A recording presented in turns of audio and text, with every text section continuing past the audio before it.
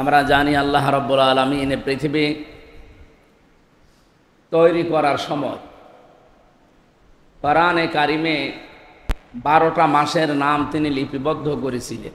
প্রশ্ন আসতে পারে, দুনিয়া তৈরি হওয়ার সময় কোরআন ছিল? হ্যাঁ, পৃথিবী তৈরি হওয়ারও 50,000 বছর আগে আল্লাহ কোরআনে কারিম তার নিজের মুখ দিয়ে, যে 30 পারা আমরা দেখতে পাচ্ছি, এটা তার মুখ দিয়ে বলা ছিল 30 পারা 50,000 বছর আগে লাউহে মাহফুজে লিপিবদ্ধ করা ছিল। এটা একটা ফলক বলা হয়। এই যে ঘরের চারিদিকে যে দেওয়াল দেখতে পাচ্ছেন, চারিদিকে খোদাই করে লেখা ফলকে এইরকম একটা জায়গা আছে, তার নাম লাউহে মাহফুজ। বাল হুয়া কুরআনুম মাজিদুন ফি লাউহিল মাহফুজ। এই সেই জায়গায় লেখা ছিল। এখান থেকে আল্লাহ রাব্বুল আলামিন রমজানুল মোবারকে, বিশেষ করে 27শে রমজান যেটা বলা হয় শবে কদর, প্রথম আসমানে আল্লাহ একবারে ওখান থেকে লাউহে মাহফুজ থেকে নিয়ে আসেন প্রথম আসমানে। এই জায়গা থেকে জিবরাইলের মাধ্যমে 23 বছরে ধীরে ধীরে প্রয়োজনের তাকিদে এই দুনিয়াতে মুহাম্মদুর রাসূলুল্লাহর উপরে আল্লাহ কোরআনে কারিম নাযিল করেন। সেই সময় 12টা মাসের নাম লেখা ছিল কোরআনে কারিমে। আল্লাহ সূরা তাওবার ভেতরে দিয়েছেন, ইন্না ইদ্দাতাশ শুহুরি ইনদাল্লাহি 12 শাহরান ফি কিতাবিল্লাহ ইয়াওমা খালাকাস সামাওয়াতি ওয়াল আরদা মিনহা আরবাআতুন হুরুম। অবশ্যই গণনার দিক থেকে আল্লাহর কাছে মাসের সংখ্যা 12টা। তিনি যখন আসমান জমিন তৈরি করেন তখনই তার কিতাবে, কিতাব বলতে এখানে কোরআন শরীফ, কোরআনে হাকিমের ভেতরে তিনি এই 12টা মাসের নাম লিখে রেখেছিলেন। যদিও স্পষ্ট 12 মাসের নাম নেই, একটা মাসের নাম আছে। কোনটা? রমজান। আর বাকি 11 মাসের নাম কোরআনে নেই। কিন্তু এই যে আহাদা আশারও আছে, ইসনা আশারও আছে, এখানে 12টা সংখ্যা লেখা আছে কোরআনে। এই হিসাবে এই রবিউল আওয়ালও তার ভেতরে একটা। আর আমরা রবিউল আওয়ালকে চিনি অন্যতম কারণ হচ্ছে পৃথিবীর শ্রেষ্ঠ মানুষ আমাদের নবী মুহাম্মদুর রাসূলুল্লাহ সাল্লাল্লাহু আলাইহি ওয়াসাল্লাম এই মাসে এই পৃথিবীতে এসেছিলেন, এই মাসে তিনি বিদায় নিয়েছেন। তারা আমার মনে হয় আমাদের ভেতরে যাদের ঈমান আছে, এই মানুষগুলোর কাছে আল্লাহর পরে এ পৃথিবীর সব কিছুর তুলনায় তার কাছে মুহাম্মদুর রাসূলুল্লাহ সবচাইতে আদরের এবং মহব্বতের, ভালোবাসার মর্যাদাপূর্ণ একজন ব্যক্তি। এইটা ঠিক আছে না? লা ইউমিনু আহাদুকুম হাত্তা আকুনা আহাব্বা ইলাইহি মিন ওয়ালিদিহি ওয়া ওয়ালাদিহি ওয়ান নাসি আজমাইন। হাদিস মুসলিম শরীফের। কখনো কোনো মানুষ ইমানদার বলে দাবি করতেই পারে না যতক্ষণ তার কাছে আহাব্বা এসা ইসমে তাফজিল, এটা সুপারলেটিভ ডিগ্রি ইংরেজিতে, এর চাইতে আর বড় শব্দ আরবিতে নেই। এত কঠিন শব্দ নবীজি দিলেন যে লা ইউমিনু আহাদুকুম হাত্তা আকুনা আহাব্বা ইলাইহি। কোন মানুষ মুমিন বলে দাবি করতে পারে না, তার দাড়ি থাক, জব্বা থাক, সে নামাজ 5 ওয়াক্তের জায়গায় তাহাজ্জুদ মেরে 6 ওয়াক্ত পড়ুক, তারপরও তার ঈমান থাকতেই পারে না যতক্ষণ পর্যন্ত লোকটার কাছে তার মা বাবা, স্ত্রী, সন্তান, অন্নাসি আজমাইন, দুনিয়ায় যত মানুষ আছে সব মানুষের তুলনায় আমি মুহাম্মদুর রাসূলুল্লাহ তার কাছে অধিক প্রিয় না হব। আমার কথা মনে হয় বুঝতে পেরেছেন আপনারা? তাহলে আল্লাহর পরে আমাদের কাছে সর্বোচ্চ জায়গা মা বাবার। কার? রাসূল। রাসূলুল্লাহর জন্য মা বাবাকেও ছেড়ে দেওয়া জায়েজ আছে, কিন্তু মা বাবার জন্য নবীজিকে ছেড়ে দেওয়া জায়েজ নেই। আছে? হযরতে আবু হুরায়রার জীবনী আমরা শুনেছি বহুবার। আল্লামা সাঈদী সাহেব ওয়াজ করতেন না, তার মা তাকে পিটিয়ে বাড়ি থেকে বের করে দিয়েছিল। তিনি রাসূলের কাছে রাতের বেলা কাঁদছিলেন, বলেন, হে রাসূল, আমার মা আমাকে মেরেছে। নবীজি বললেন, আমি এখানে আর কিছু করতে পারবো না। মা যখন মেরেছে, আল্লাহর পরে যদিও আমি নবীর স্থান, পৃথিবীতে আল্লাহর সবচাইতে বড় বড় নিয়ামতের ভেতরেই মা বাবাও আছে। তা আল্লাহর ইবাদতের পরে মা বাবার স্থান আল্লাহ দিয়েছেন, কিন্তু সম্মান মর্যাদার দিক থেকে আল্লাহর পরে স্থান হচ্ছে রাসূলুল্লাহ। কথাগুলো একটু সেন্সিটিভ হয়ে যাচ্ছে নাকি? আল্লাহর স্থান আমাদের কাছে সবার উপরে। 2 নম্বরে রাসূলুল্লাহর স্থান মর্যাদা সম্মানের দিক থেকে। কিন্তু খেদমত করা, ইবাদত করা, আমরা যা বাংলায় বুঝি খেদমত করা, উপাসনা করা, ইবাদত করা, এটা তো আরবি। এগুলো যদি আপনার করতে হয় তাহলে আল্লাহর পরে স্থান দেওয়া লাগবে মা বাবার। এ পর্যন্ত বুঝেছেন কিনা বলেন? সম্মানের দিক থেকে মা বাবা বড় আল্লাহর পরে না রাসূলুল্লাহ বড়? কিন্তু আপনি যে ইবাদত করবেন বা খেদমত করা, তার পেছনে খরচ করা, তার হুকুম মেনে চলা, এই বিষয়ে কিন্তু আল্লাহর পরে রাসূলুল্লাহ না, এ বিষয়ে আল্লাহর পরে কে? এটাকে আমি বানাচ্ছি নাকি? কোরআনে কারিমে আল্লাহ রাব্বুল আলামিন জানিয়েছেন, ওয়া রাব্বুকা আল্লা তা'বুদু ইল্লা ইয়্যাহু ওয়া বিল ওয়ালিদাইনি ইহসানা। আমি আল্লাহ নির্দেশ দিয়ে দিলাম, আমি ফায়সালা দিয়ে ফেলেছি, সিদ্ধান্ত নিয়ে ফেলেছি, রায় দিয়েছি। কাজা মানে রায় দেওয়া, সিদ্ধান্ত নেওয়া। আমি রায় দিয়েছি যে আমি আল্লাহর ইবাদত করা লাগবে, এটা ফাইনাল। আমার পরে তোমাদের কাছে সর্বোত্তম জায়গা যেটা, খেদমত করা বলেন, টাকা পয়সা তার পেছনে খরচ করা বলেন, তার পেছনে লেগে থাকা বলেন, তার সেবা করা বলেন, এগুলো আমি আল্লাহর পরে স্থান দিলাম মা বাবা। এখন আমার প্রশ্ন, আল্লাহর আইন মানা কি? জবান খুলে বলেন। মা বাবার আইন মানা কি? আপনারা তার মানে শুনতেছেন, আল্লাহর আইন মানা ফরজ, মা বাবার আইন মানা ফরজ না, মা বাবার সেবা করা ফরজ। কথা পর্যন্ত বুঝেছে? পৃথিবীতে কারো আইন মানা জায়েজ নেই আল্লাহ বাদে। আল্লাহর পরে সেবা করা, তার পেছনে খরচ করা, তার পেছনে লেগে থাকা, এই যে ইবাদত যেটা, এটা তো বাংলা, আরবি, এর বাংলা এইগুলো। উপাসনা করা, তার পেছনে লেগে থাকা, তার পেছনে খরচ করা, এইটা আপনি দুনিয়ায় আর কাউকে প্রথমে করতে পারবেন না, আগে আল্লাহর পরে স্থান দেওয়া লাগবে মা বাবা। তাহলে প্রশ্নের জবাব হচ্ছে, আইন মানার ক্ষেত্রে দুনিয়ায় কেউ নেই, কিন্তু আল্লাহর পরে আল্লাহ যাদের স্থান দিয়েছেন তারা কে বলেন তো? মা বাবা। এই যে খেদমত করা, সেবা করা, এই বিষয়ে আল্লাহর পরে স্থান কার? আপনারা দুইটাই আল্লাহর আইন মানা ফরজ, মা বাবার আইন মানা ফরজ বলে ফেলেছিলেন অনেকে।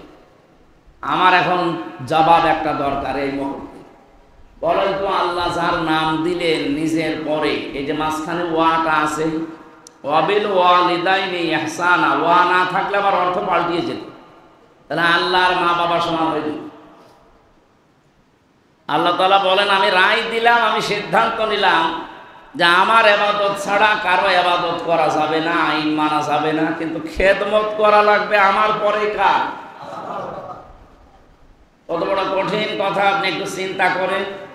এই পৃথিবীতে আল্লাহর আইন বাদ দিয়ে কারো আইন মানা জায়েজ নেই। তারপরে আল্লাহ যাদের স্থান দিয়েছেন তারা হচ্ছে সম্মানের দিক থেকে রাসূলুল্লাহ, আর খেদমতের দিক থেকে।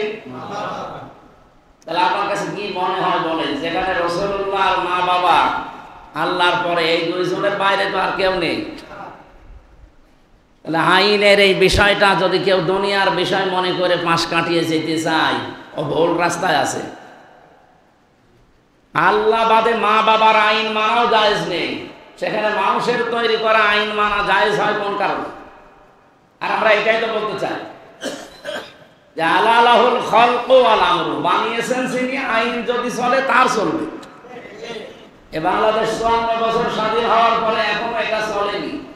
এইটার কথাই কিন্তু আমরা ইনিয়ে বিনিয়ে এদিক ওদিক ঘুরে ফেসে এইটাই বলি। একামতের দিন বলেন, দিন কায়েম বলেন, সব কিছু সামারাইজ এইটাই যে আইন মানা কারো জায়েজ নেই, সে মা বাবা হোক আর পৃথিবীর যত বড় পীর হোক, আইন শুধুমাত্র মানা লাগবে কার? এ পর্যন্ত কি আমি একটা বানানো কথা বলেছি? আপনি সূরা আলে ইমরান 164 নাম্বার আয়াত দেখবেন, 4 নাম্বার পারা, 9 নাম্বার পৃষ্ঠার 3 নাম্বার লাইনে আছে। পৃথিবীর যে কোনো দেশে যাবেন, এই যা বলছি এইটাই পাবেন। আল্লাহ পাক বলেন, ইয়াকুলুনা হাল্লানা মিনাল আমরি মিন শাইইন কুল ইন্নাল আমরা কুল্লাহু লিল্লাহ। হে নবী, দুনিয়ার মানুষ আপনাকে জিজ্ঞাসা করে যে আমরা এই যে আমাদের জীবন চালাতে তো আইন লাগে, ব্যক্তি, পরিবার, সমাজ, রাষ্ট্র, এগুলো কি আমি বানাতে পারি? আল্লাহ তাআলা জবাব দিচ্ছেন, কুল ইন্নাল আমরা কুল্লাহু লিল্লাহ। আপনি বলেন দুনিয়ার মানুষকে আইন বানাতে কেউ পারে না, আইন শুধুমাত্র বানাবো আমি। কে? কত বড় কঠিন কথা আপনি ভাবেন। 54 বছরে আমরা এই বিষয়টা বোঝাতেই পারছি না। আল্লামা সাঈদী তো এই বিষয়টাই চিল্লিয়েছে 50 বছর, যে আল্লাহ বাদে কারো আইন মানা জায়েজ নেই। মানুষের তৈরি করা আইন আজ যারা দুনিয়ায় প্রতিষ্ঠা করতে চায়, বলেন তো এই দেশে যারা একামতে দিন বাদ দিয়ে আছে বা ইসলামী আন্দোলন বাদ দিয়ে আছে, আপনি রাগ করবেন? আপনি যেহেতু নামাজে এসেছেন, আপনি একজন মুসল্লি, আপনাকে আমি বাঁচাতে চাই। পৃথিবীতে আর যারা যত দলে আছে, ওরা কি আল্লাহর আইন কায়েমের জন্য দল করে, চেষ্টা করে? ওরা কি মিছিল মিটিং করে, ভোট করে আল্লাহর আইনের জন্য, না মানুষের তৈরি আইনের জন্য? আমরা শিরিক মনে করি শুধু মূর্তি পূজা করা, শুধু গাছ পূজা করা, আগুন পূজা করা, এইটা। আল্লাহর আইনের বিপক্ষে যারা আইন দাঁড় করিয়ে কায়েম করতে চায়, ওটাও তো শিরিক। ওটা শিরিক না?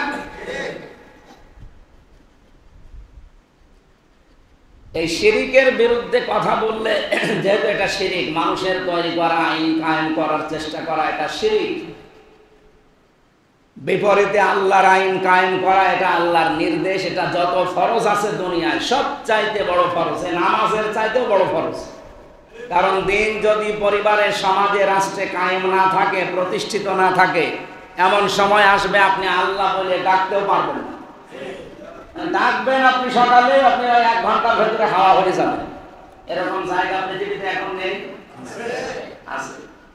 আপনি রাশিয়ায় যান তো ওপেন ভাবে আপনি আজান দেন তো, আপনি সিঙ্গাপুরে যান তো। আমি গিয়েছিলাম, ওখানে 100 ভাগের 5 ভাগ মাত্র মুসলমান, আর 95 জন সব কাফের। সেখানে হয়তো খ্রিস্টান আছে, বৌদ্ধ আছে, ইহুদি আছে, মাজুসি আছে, বিভিন্ন জাতির লোক আছে। এক কথায় মুসলমান বাদ দিয়ে দুনিয়ায় যা আছে সব কি? কাফের। বলেন বলেন, কাফের মানে কি? অস্বীকারী। যারা আল্লাহকে অস্বীকার করে তারা কি? ওরা তো কাফেরই। সে ইহুদি বলেন, খ্রিস্টান বলেন, বৌদ্ধ বলেন, হিন্দু বলেন, যা আছে, আল্লাহর সাথে যারা কাউকে শরীক করে ইবাদত করে, তারা এক কথায় কি? কাফেরকে যদি কেউ কাফের মনে না করে, সেও কাফের।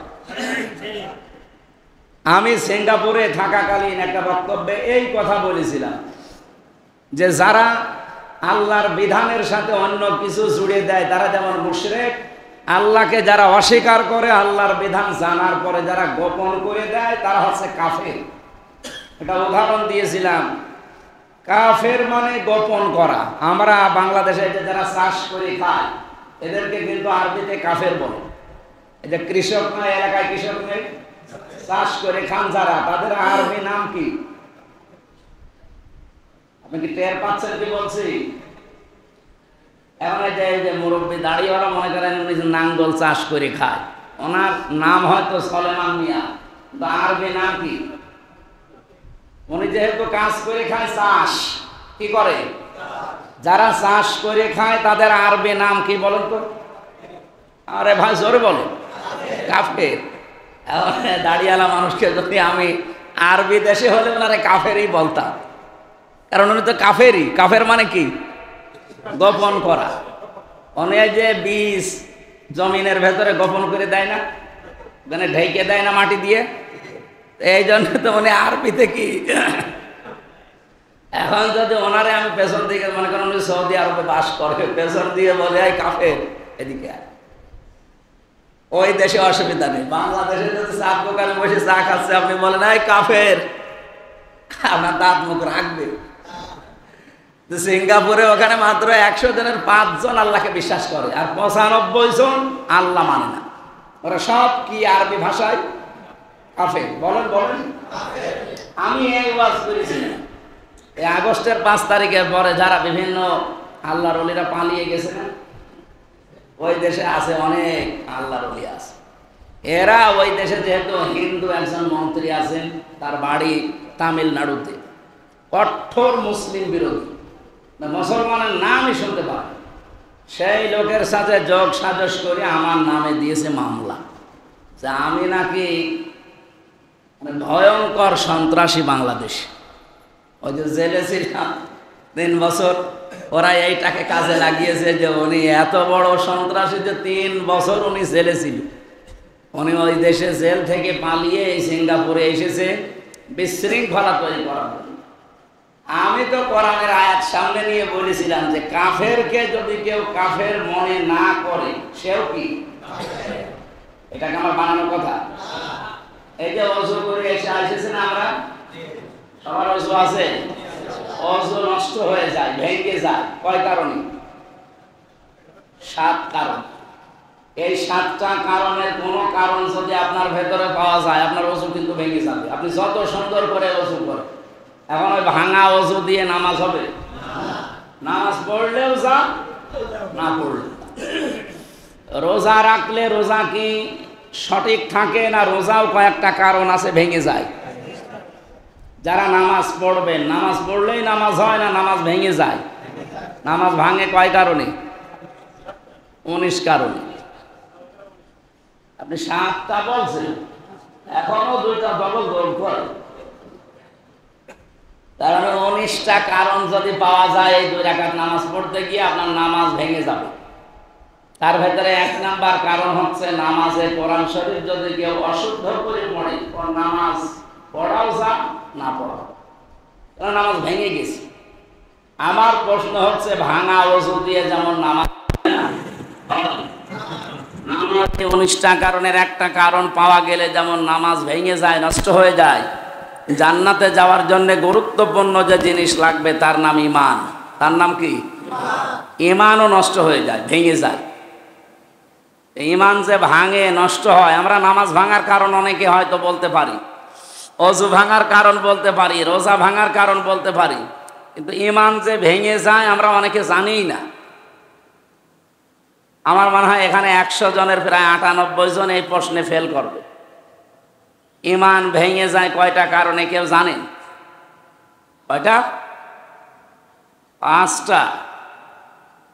10 কারণে। পুরা কোরআন শরীফের ভেতরে আছে 10টা কারণে ঈমান আর থাকে না, ভেঙে যায়। তার ভেতরে 1 নাম্বার কারণ, আল্লাহর সাথে যদি কাউকে আপনি দাঁড় করান, আল্লাহ যেটা পারে ওইটা অন্য কেউ পারে, এরকম যদি আপনি দাঁড় করান কাউকে, মনে করেন আপনার ঈমান কিন্তু ওই অজুর মতো ভেঙে গেছে। ভাঙা অজু দিয়ে নামাজ হয়? ভাঙা ঈমান দিয়ে জান্নাতে যাওয়া? আমি যেখান থেকে এসেছিলাম এই জায়গাতে আবার ফেরত যাচ্ছি। আমি এখানে একটু ইঙ্গিত দিলাম, কাফেরকে আপনাকে কাফের মনে করা লাগবে, নয়তো আপনিও কাফের হয়ে যাবেন, আপনার ঈমানও ভেঙে যাবে। এরকম 10টা কারণের এটা একটা। তো ওই জায়গায় 100 জনের 95 জন এক কথায়, বাংলা কথায় কাফের। যদিও কাফের শব্দটা আরবি, বাংলাতে হচ্ছে চেপে রাখা, গোপন করা, অস্বীকার করা, এরকম বিভিন্ন অর্থ আছে। আমরা এই পৃথিবীতে আল্লাহ বাদে মা বাবার আইন মানা যেহেতু জায়েজ নেই, রাসূলুল্লাহর আইন মানা জায়েজ আছে ওইটুকু যতটুকু আল্লাহ তাকে অনুমতি দিয়েছেন।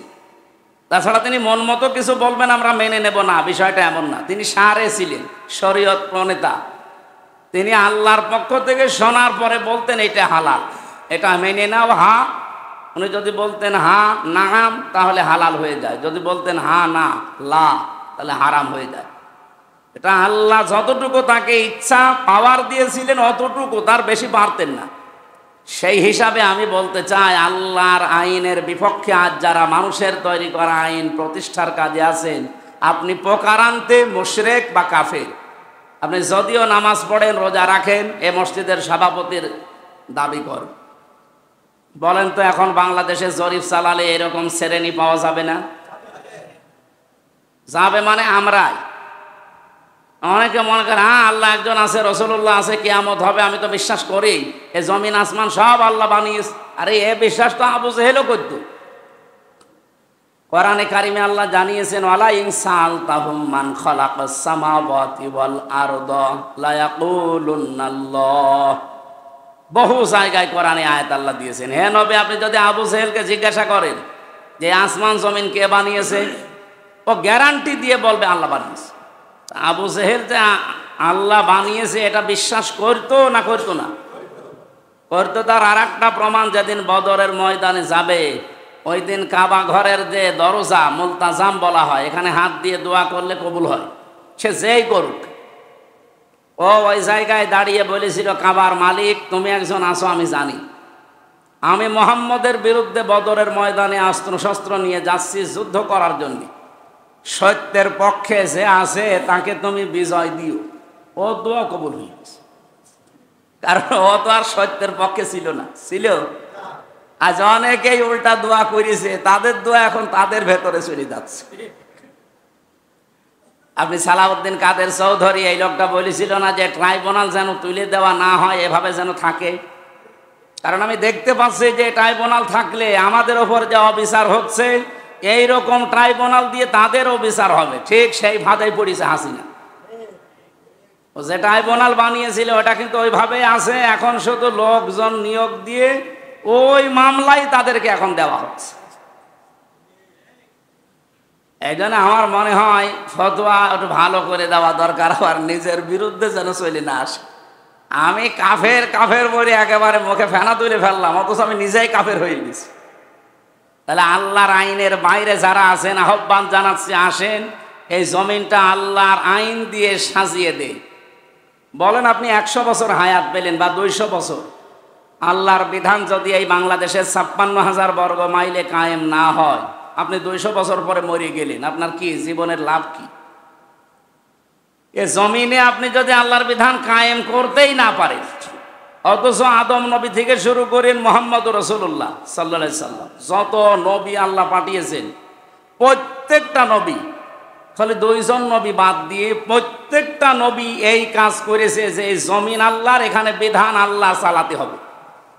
একজন ছিলেন হযরতে সুলাইমান নবী, আর একজন হযরতে আদম নবী। আদম নবী তার লোকজনই পায়নি, উনি আর কি করবে। 2 নম্বরে হযরতে সুলাইমান, তিনি তার বাবার কাছ থেকে বাদশাহী পেয়েছিলেন, তিনি আর এ দাওয়াত দেওয়ার প্রয়োজন হয়নি।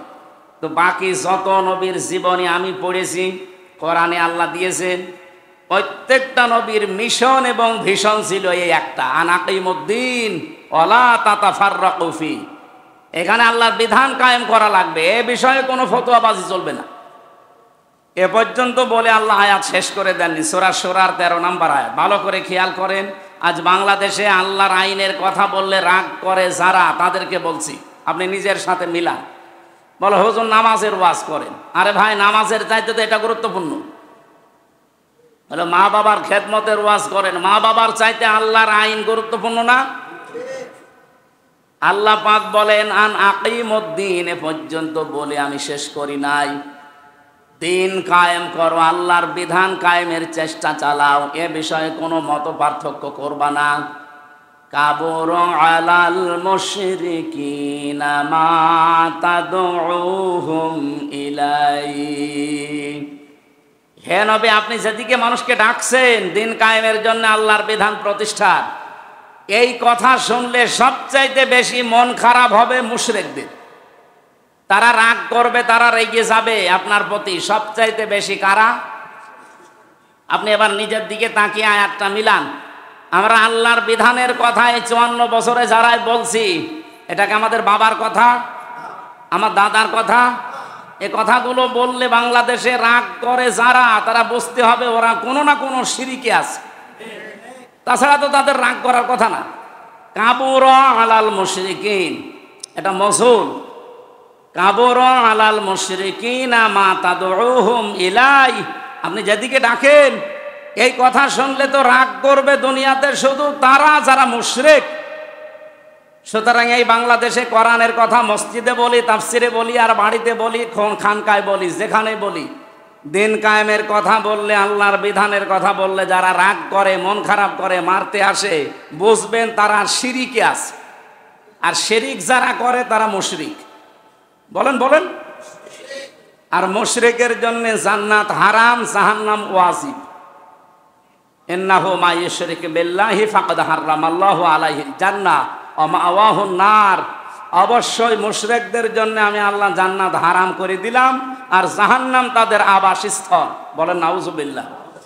আমি তো কোরআনের এই চোখ লাগিয়ে দেখতে পাচ্ছি বাংলাদেশে বহু মানুষ এই দিন কায়েমের কথা বললে নামাজি হাজি রাগ করে, মন খারাপ করে। তারা কি আসলে পরিপূর্ণ ইমানদার না আংশিক মুশরিক? বলে না, আমি বিশ্বাস করি আল্লাহ জমিন আসমান বানিয়েছে। আরে বিশ্বাস তো আবু জেহেলও করতো। বলে আমি মসজিদের সভাপতি, আমি মুশরিক মানে? আপনি মসজিদের সভাপতি এই শঙ্করদি, আর আবু জেহেল মসজিদের সভাপতি ছিল কাবা শরীফে। আপনি টের পাচ্ছেন? আপনি শঙ্করদি মসজিদের সভাপতি হয়ে বগল বাঁধা, আবু জেহেল সভাপতি ছিল কোন জায়গার? কাবা শরীফে, যেখানে 1 রাকাত নামাজে 1 লক্ষ রাকাত নামাজে সওয়াব হয়। এখানে তাই হয়। আর এখানে নামাজ পড়ে আমির হামজা, আর কাবা শরীফে নামাজ পড়ে তো রাসূলুল্লাহ। একটা বারে মাথায় এই সহজ কথা ঢোকে না, শুধু উল্টা দিকে নিয়ে যান। হ্যাঁ রাজনীতি করছে, আর এটা রাজনীতি হয় কি করে? আল্লাহর বিধানের কথা বললে তো রাগ করার কথা মুশরিকদের। আপনি কি মুশরিক? বলেন না, তাহলে রাগ করেন কেন? তার মানে আপনি শিরিক করছেন, আপনি টের পাচ্ছেন না। যে কোনো কায়দায় আপনার ভেতরে শিরিক আছে, নয়তো আপনার মন খারাপও হবে না, রাগও হবে না। আমি যেহেতু কথা তুলেছিলাম আল্লাহর পরে স্থান এ পৃথিবীতে সম্মানের দিক থেকে রাসূলুল্লাহর, আর খেদমতের দিক থেকে কার? এই জন্য আইন মানার ক্ষেত্রে কোনো ছাড় নেই। এ বাংলাদেশে এখন অলরেডি 2 দলে আমরা বিভক্ত, একটা আল্লাহর দল, একটা শয়তানের দল। যারা আল্লাহর আইন প্রতিষ্ঠা করতে চায় এক কথায় তারা আল্লাহর দলে আছে, আর যারা মানুষের তৈরি আইন প্রতিষ্ঠা করার জন্য সে যে নামই দিক না কেন তারা হচ্ছে শয়তানের দল। আল্লাহ বলেন উলাইকা হিজবুশ শাইতান উলাইকা হুমুল খাসিরুন।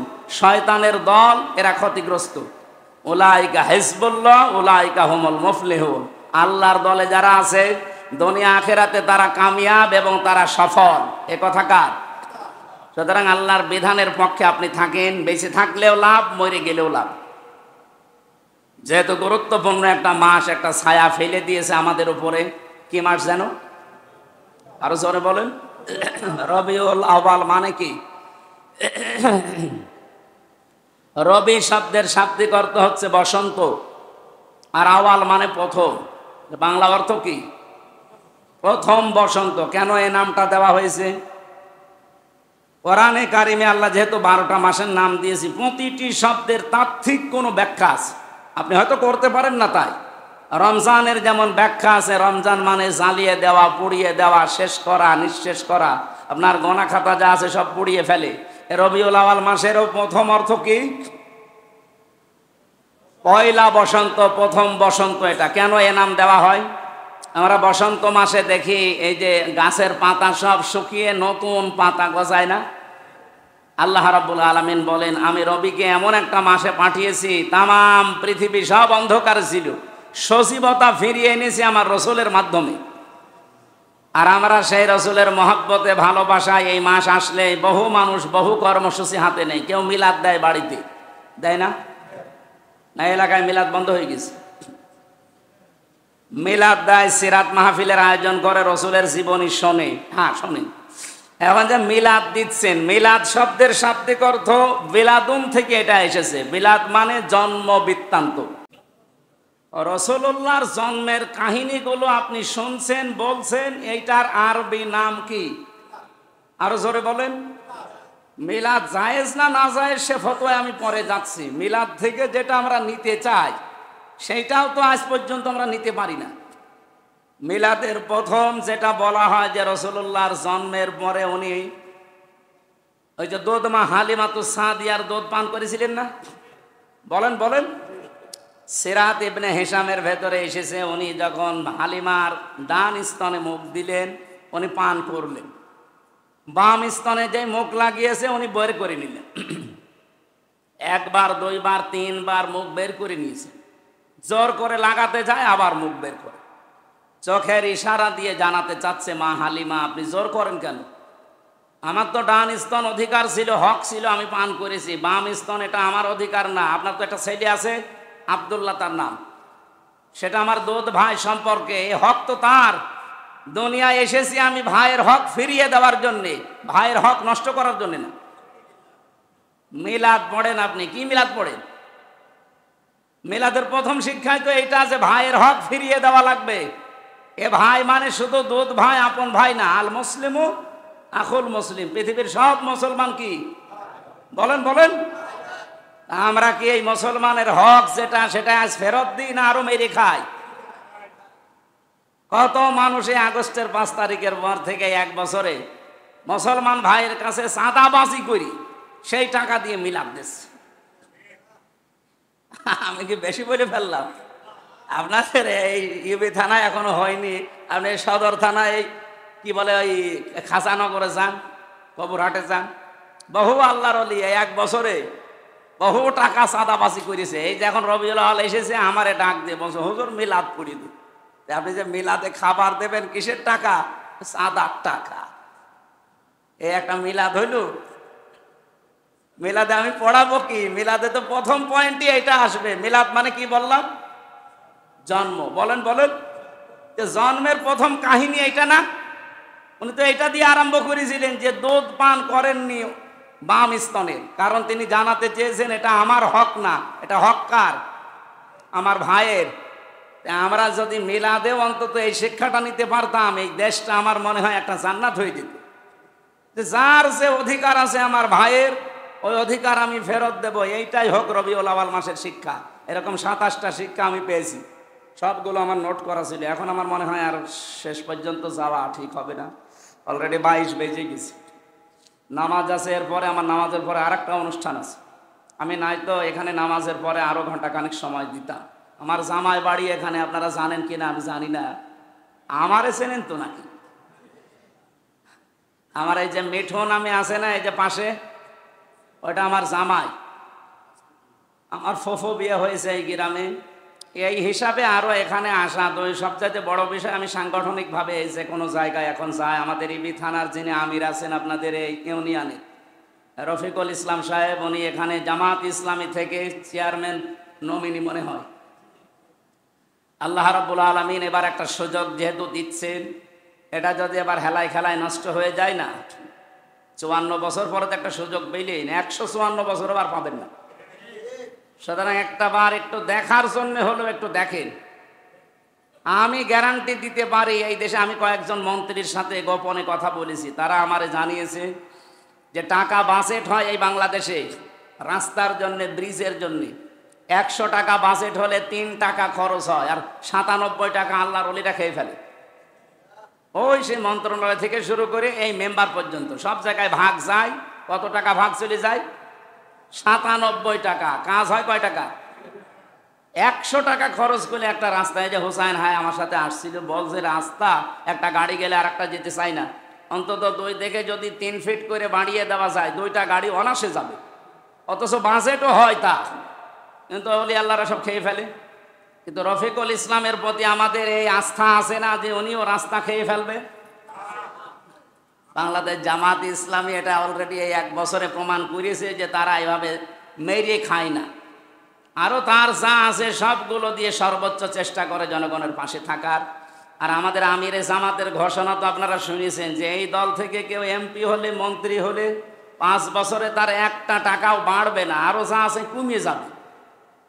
এই গ্যারান্টি বাংলাদেশে 73টা দল আছে, কেউ তো দিতে পারছে না। কারণ পারবে কি করে? তাদের ওপর তো আস্থা নেই। তারা এখন বলছে আমরা 50 কোটি টাকা খরচ করব। তো 50 কোটি টাকা খরচ করে আপনার লাভ কি?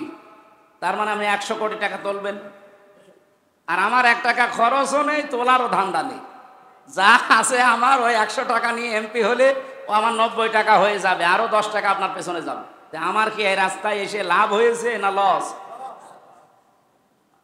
না, লস বলতে আমি তো এই রাস্তায় এসেছি আল্লাহর দিন কায়েমের, এটা একটা ফরজ ইবাদত মনে করি। আল্লাহ আমাদেরকেও বুঝে শুনে আল্লাহর এই রাস্তায় আসার তৌফিক দিন। আমি আর সময় নিচ্ছি না। সুন্নত পড়া আছে আপনাদের? ও তাহলে আপনি ইমাম? কি নাম আপনার? তাহলে সুন্নত পড়ে নিন 5-7 মিনিটের ভেতরে, এরপরে বাকি কাজ ইমাম সাহেব বা আমরা যারাই করছি